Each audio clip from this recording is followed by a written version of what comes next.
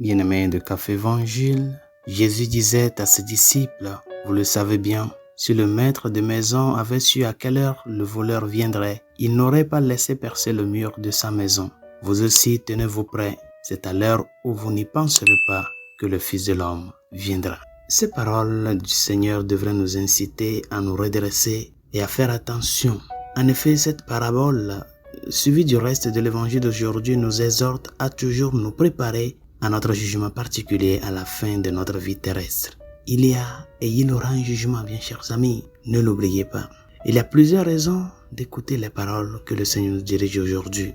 Tout d'abord, la raison évidente est que la vie de chacun d'entre nous peut s'arrêter à tout moment.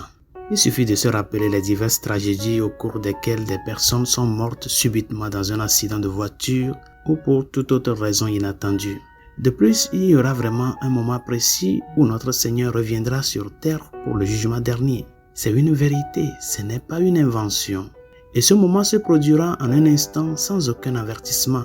Le Seigneur Jésus lui-même dit que lui non plus ne sait pas l'heure là, c'est seulement le Père qui en sait. Il est facile de supposer que cette fin du monde où notre Seigneur vient juger les vivants et les morts ne se produira pas avant des centaines voire des milliers d'années. Mais la simple vérité est qu'elle peut survenir à tout moment, au moment où les vivants s'y attendent le moins. Et ceci dit, chers amis, il y a une autre raison importante de toujours se préparer et d'être prêt à rencontrer le Seigneur pour notre jugement particulier.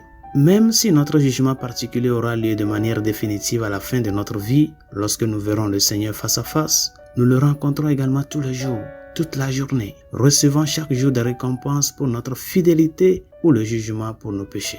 Il est utile par conséquent de voir cette heure que vous n'attendez pas comme chaque instant de chaque jour. Si vous pouvez vivre chaque jour dans l'attente permanente que notre Seigneur vienne à vous aujourd'hui, alors chaque instant peut être transformé en un moment de grâce.